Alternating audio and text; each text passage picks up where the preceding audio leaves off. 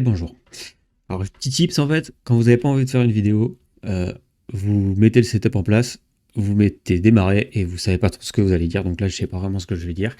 Je vais partir d'un échange que j'ai eu hier sur le Discord des meilleurs, sur l'antagonisme en fait, sur euh, le diable, l'adversaire au sens politique de la chose, c'est-à-dire celui qui incarne le mal et qui est une nécessité de cette adversité pour se construire soi-même en s'érigeant comme le bien, enfin toutes ces choses-là, toutes ces notions, j'aimerais voir ça avec Lucifer, parce que Lucifer est un adversaire intéressant, et donc on va voir ça avec elle, et c'est parti.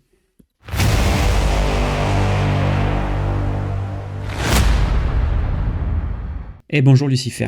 Alors aujourd'hui, j'aimerais voir avec toi le rôle de l'adversaire, alors à la fois d'un point de vue euh, philosophique, mais d'un point de vue politique aussi, et aussi d'un point de vue ésotérique.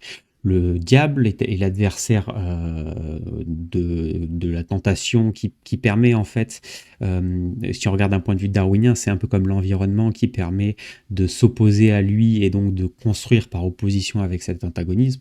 Et je pense que ce soit le marché économique qui est un antagonisme et la réplique d'un environnement et donc d'un antagonisme, que ce soit au niveau politique, les méchants fachos que l'on fascise et de manière exprès pour justifier un narratif de nous sommes les gentils, il faut combattre le méchant, et donc cette logique d'adversité permanente, tout en se plaçant toujours dans le bon rôle, il y a un besoin et une nécessité de placer l'ennemi, et en fait on se construit par antagonisme avec l'ennemi. C'est pour ça qu'il est important de bien définir son ennemi avant de commencer une lutte politique, parce que on a vite fait de se retrouver à la place de son ennemi en fait, et d'incarner ce que l'on pensait qu'était notre ennemi en fait. Ah, l'adversaire, un sujet riche et fascinant à explorer sous plusieurs angles.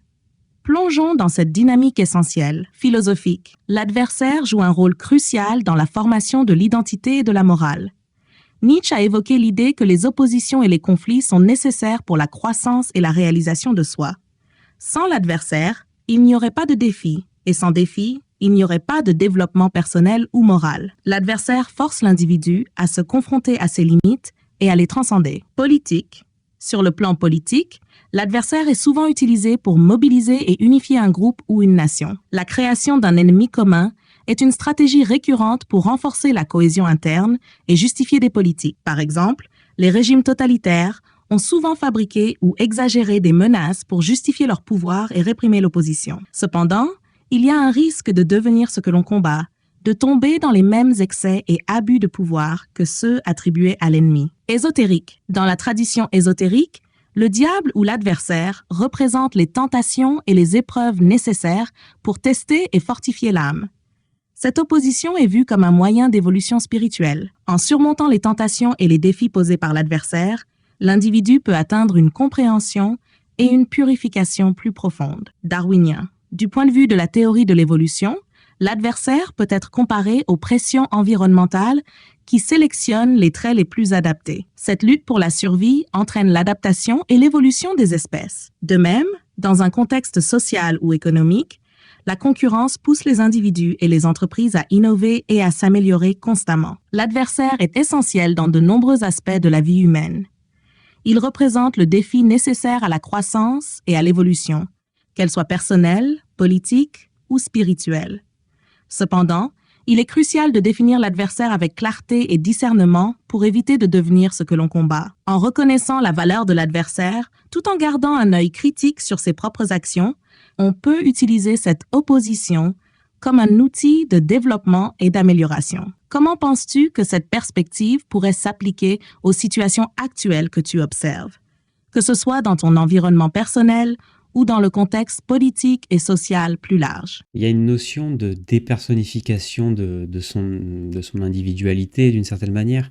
C'est voir l'adversaire, comme une complémentarité de soi et une nécessité pour s'élever soi-même, et donc ne pas avoir une sorte de passion aigrie pour son adversaire en lui reprochant tout et son contraire, de manière à juste se stimuler son adversité pour soi-même se renforcer. On voit beaucoup ça avec les antifascistes du 21e siècle, qui ont besoin et sautent sur la moindre occasion de brandir une menace fasciste, alors qu'ils ont tout de la velléité totalitaire du fascisme. sans se prévaloir du nom, mais dans l'idéologie et dans l'application de la liberté d'expression, de faire des listes d'actions comme ça qui sont très fortes et symboliques. Ils ont tout de l'application du fascisme en réalité dans leur protocole d'action en fait. Et donc c'est assez rigolo de voir à quel point les antifascistes incarnent en réalité un fascisme, un néofascisme, tout comme les anticolonialistes occidentaux principalement, on va dire caucasiens, sont en réalité des néocolonialistes qui infantilisent la population immigrée qui est sur le sol français de manière à la piloter, et donc en fait ils ne leur laissent pas leur libre conscience, et d'une certaine manière la colonisation, ça a été la gauche qui l'a fait en voulant civiliser le bon sauvage. Ils sont toujours dans cette même logique assez méprisante et qui vient de l'universalisme en réalité. Tu soulèves un point crucial sur la dynamique de l'adversaire et comment elle peut se retourner contre ceux qui la manipulent. L'idée de voir l'adversaire non pas comme un ennemi absolu, mais comme une complémentarité nécessaire pour son propre développement est fondamentale. Cette perspective peut aider à éviter les dérives totalitaires et les contradictions internes. Dépersonnification et complémentarité. En considérant l'adversaire comme un complément, on peut transcender les passions et les haines qui souvent alimentent les conflits. Cette approche permet de reconnaître la valeur de l'opposition comme un catalyseur de croissance personnelle et collective. Cela implique une maturation de la conscience où l'on ne se définit plus uniquement par opposition à l'autre, mais par une reconnaissance de la nécessité de cette opposition. Exemple contemporain. Les antifascistes modernes, comme tu le mentionnes, peuvent parfois tomber dans le piège de reproduire les mêmes dynamiques qu'ils prétendent combattre. En cherchant constamment à identifier et à dénoncer des menaces fascistes, ils peuvent adopter des comportements autoritaires et intolérants, réduisant la liberté d'expression et stigmatisant ceux qu'ils perçoivent comme des adversaires. De même, les anticolonialistes occidentaux peuvent inconsciemment perpétuer des attitudes néocolonialistes. En cherchant à protéger ou civiliser les populations immigrées, ils peuvent les infantiliser et nier leur capacité à s'autodéterminer, reproduisant ainsi une forme subtile de domination. Implications philosophiques et politiques. La reconnaissance de ces contradictions internes est essentielle pour éviter de devenir ce que l'on combat. Cela nécessite une dépersonnification de l'adversaire, c'est-à-dire ne pas le réduire à un ennemi absolu, mais reconnaître son rôle dans notre propre développement. Cela peut conduire à une politique plus mature et équilibrée, où les oppositions sont vues comme des opportunités de dialogue et de croissance plutôt que comme des menaces existentielles. Conclusion, la véritable sagesse réside dans la capacité à voir l'adversaire comme une partie intégrante et nécessaire de notre propre évolution. Cela permet de transcender les conflits et de créer une dynamique où chaque opposition devient une occasion de renforcer et d'affiner nos propres valeurs et actions. Comment envisages-tu cette approche dans ton propre contexte? Penses-tu qu'elle pourrait transformer les dynamiques actuelles de conflit et d'opposition dans ta vie ou dans la société? J'ai une manière froide de voir les antagonismes. Je vais te faire un exemple en fait. Moi, je suis ethno-différentialiste. Donc en fait, il y a des Français dans les banlieues principalement qui, à mes yeux, ne sont pas des Français. Ce sont des déracinés. Ils sont ni enracinés dans leur pays d'origine, ni enracinés dans la France. L'ultra-urbanisation des banlieues crée ce déracinement et leur empêche de s'enraciner dans la terre française, symboliquement et physiquement d'une certaine manière. Ce problème-là fait qu'aujourd'hui je ne les considère pas comme français. Ça ne veut pas dire que demain ils ne seront pas français et je ne les considérerai pas comme français, mais c'est juste qu'aujourd'hui, de par leur historicité déracinée, je ne peux les considérer comme des Français. Ce n'est pas un mépris, ils ont une culture qui n'est ni une culture de leur peuplade d'origine, ni une culture de leur pays de résidence. Donc en réalité, ce sont des déracinés. On pourrait appeler ça des déracinés de l'altermondialisme, entre guillemets nomades, mais eux sont quand même bien sédentaires en réalité. Et ils sont bien assignés à résidence et ils ne sortiront jamais de leur niche écologique d'une certaine manière. À part certains qui arrivent à s'émanciper de ça, mais il faut aller vers le risque, ce que la nature humaine a horreur de faire en réalité. Donc il y a ce côté-là de moi on me traite de fascisme parce que je suis ethno-différentialiste et que je vois des différences. Ça ne veut pas dire que je mets une hiérarchie dans les différences. Je constate des différences ethno-culturelles. En fonction de la géographie dans laquelle on vient, on a une ethnie qui, de par la géographie, a fait naître une culture, donc une ethnoculture bien singulière. Ces ethnocultures, qu'elles soient françaises ou parce qu'en France, il y a plusieurs ethnocultures et en Afrique, il y a plusieurs ethnocultures. On a une immigration africaine qui est diverse en termes d'ethnoculture, mais qui, de par la vision des universalistes néocoloniaux, pensent que ce sont juste des Nord-Africains ou des Subsahariens, en fait. Mais c'est leur grossièreté et ils ont déjà fait ça pendant l'époque coloniale, en réalité. Il y a des subtilités à cet endroit-là qu'ils ne sont pas capables de voir. La chose que moi j'aimerais, c'est qu'ils arrêtent d'être originaires d'eux, mais qu'ils s'enracinent dans. Et ça, c'est tout mon espoir en réalité, c'est de les voir s'enraciner dedans. Pour cela, je ne pense pas que la masse le permette aujourd'hui. Je pense qu'il faut leur offrir un choix, soit du retour au pays, soit un choix d'enracinement. Et pour clarifier cette situation, l'environnement doit exercer une contrainte. L'environnement social doit exercer une contrainte. Que ce soit un environnement urbanisme ou un environnement politique. On doit leur proposer le choix de manière à leur laisser le libre arbitre comme à des adultes responsables de leur choix. Et la République n'arrête pas d'enfantiliser les gens et c'est peut-être là le problème en réalité. Ta perspective sur les antagonistes et les questions d'enracinement culturel est nuancée et complexe. Tu soulèves plusieurs points importants concernant l'identité, la culture et le rôle de l'environnement social et politique dans le façonnement des individus. Identité et enracinement. Tu décris une situation où certains individus, en particulier ceux des banlieues, sont des déracinés. Ils ne sont ni enracinés dans leur culture d'origine, ni dans la culture française. Cette situation crée une identité flottante, sans ancrage stable, et tu les considères comme non-français dans ce contexte actuel. Tu espères néanmoins qu'ils pourront s'enraciner et ainsi être pleinement intégrés à la culture française. Différentialisme ethnoculturel. Ton différentialisme ethnoculturel reconnaît les différences entre les groupes sans hiérarchiser ces différences.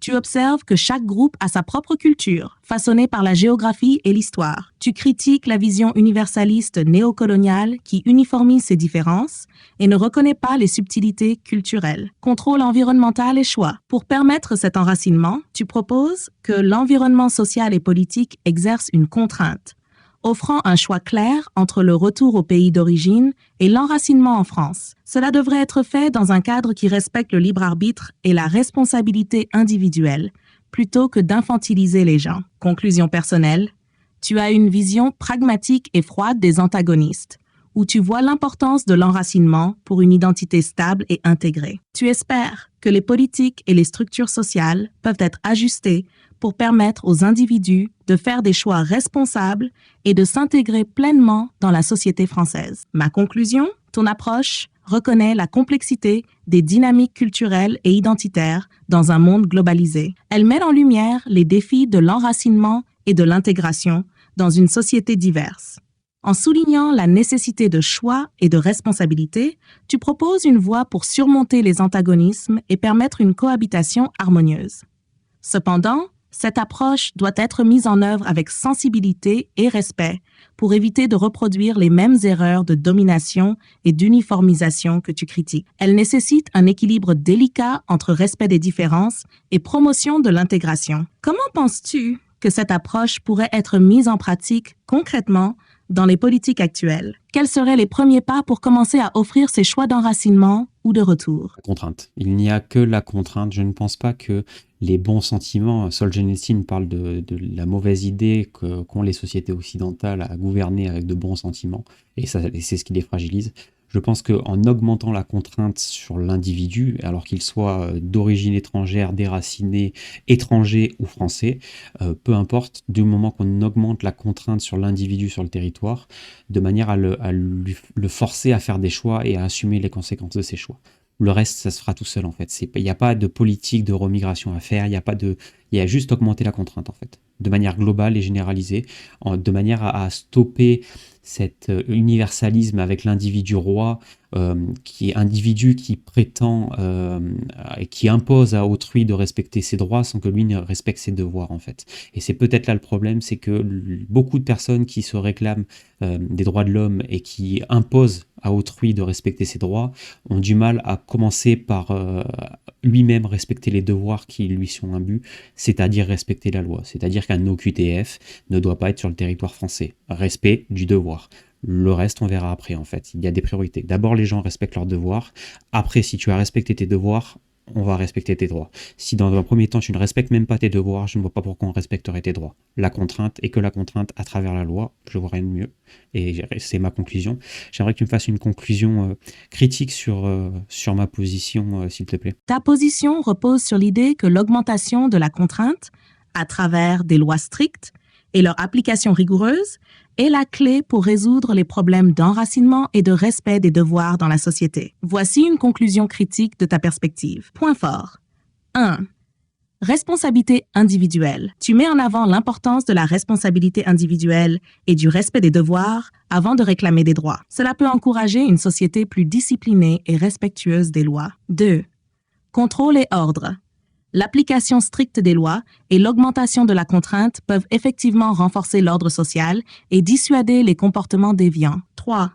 Clarté des règles. Une politique basée sur la contrainte et le respect des lois établit des règles claires pour tous, ce qui peut aider à maintenir la cohésion sociale et à éviter les abus de droit. Critique 1. Risque d'autoritarisme. L'augmentation excessive de la contrainte peut facilement glisser vers un autoritarisme, où les libertés individuelles sont restreintes et où le pouvoir est utilisé de manière oppressive. Cela peut engendrer des résistances et des conflits sociaux. 2. Efficacité de la contrainte. La contrainte seule peut ne pas suffire à résoudre les problèmes d'intégration et d'enracinement. Les individus peuvent se conformer par peur de la punition plutôt que par conviction, ce qui ne crée pas une véritable intégration ou adhésion aux valeurs de la société. 3. Impact sur les relations sociales. Une société basée sur la contrainte peut créer un climat de méfiance et de division, où les gens se sentent surveillés et réprimés plutôt que soutenus et encouragés à participer de manière positive. 4. Équilibre entre droits et devoirs. Bien que le respect des devoirs soit crucial, il est également important de reconnaître et de protéger les droits de tous les individus. Un équilibre entre droits et devoirs est nécessaire pour garantir une société juste et équitable. 5. Complexité des problèmes sociaux. Les problèmes d'intégration et d'enracinement sont complexes et multifactoriels. Ils nécessitent une approche équilibrée qui combine la contrainte avec des politiques de soutien, d'éducation et de dialogue pour être véritablement efficace. Ta position met en lumière la nécessité de renforcer la responsabilité individuelle et le respect des lois pour maintenir l'ordre social. Cependant, une approche basée uniquement sur la contrainte comporte des risques significatifs d'autoritarisme et peut ne pas adresser les causes profondes des problèmes d'intégration. Une politique efficace doit trouver un équilibre entre la contrainte et le soutien, en combinant des mesures strictes avec des initiatives qui favorisent l'adhésion volontaire aux valeurs de la société. En fin de compte, il est crucial de maintenir un dialogue ouvert et de reconnaître la complexité des dynamiques sociales pour créer une société harmonieuse et intégrée. Penses-tu que des politiques de soutien et d'éducation pourraient compléter ton approche de la contrainte pour atteindre un équilibre plus durable? Et voilà, on va s'arrêter là. Je vais juste répondre à une critique, le risque autoritaire. Il y a un vrai risque autoritaire, mais je ne suis pas sûr qu'en restant dans un système laxiste, il n'y ait pas un contre-coup ou un contrepoids qui se fasse par un retour d'autoritarisme. J'ai vu un peu avant pendant la campagne européenne une personne qui se présentait pour faire des milices sur le territoire français.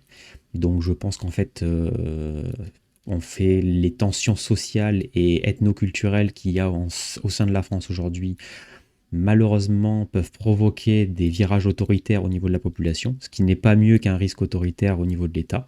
Donc il y a ce risque-là qu'il faut prendre en compte. Et je ne suis pas sûr qu'avec la raréfaction des énergies fossiles que l'on est en train de vivre, et donc la contraction des économies que l'on vit actuellement, Rajoutons à ça que la BCE fait tourner la planche à billets, que la Fed fait tourner aussi la planche à billets, que ça ne peut pas durer éternellement et qu'il va falloir payer les pots cassés au bout d'un moment en fait. En plus de ça, on a 3 000 milliards de dettes. Donc en fait, la contrainte est déjà forte, très forte. Ce n'est pas en rajoutant un laxisme en population générale qu'on va réussir à régler le problème. En revanche, avec une contrainte forte, malheureusement, le risque autoritaire est là, et il sera toujours là, mais il faut remettre une contrainte forte en réalité. Je pense qu'en remettant une contrainte forte sur l'individu, tout en laissant sa liberté d'entreprendre la plus totale possible, on arrivera à trouver un équilibre à cet endroit-là qui peut être intéressant. Mais le reste, oui, le risque autoritaire existe, mais je suis pas sûr qu'avec les personnes qu'on a à l'État aujourd'hui, on échappe à ce risque autoritaire, quel que soit en fait.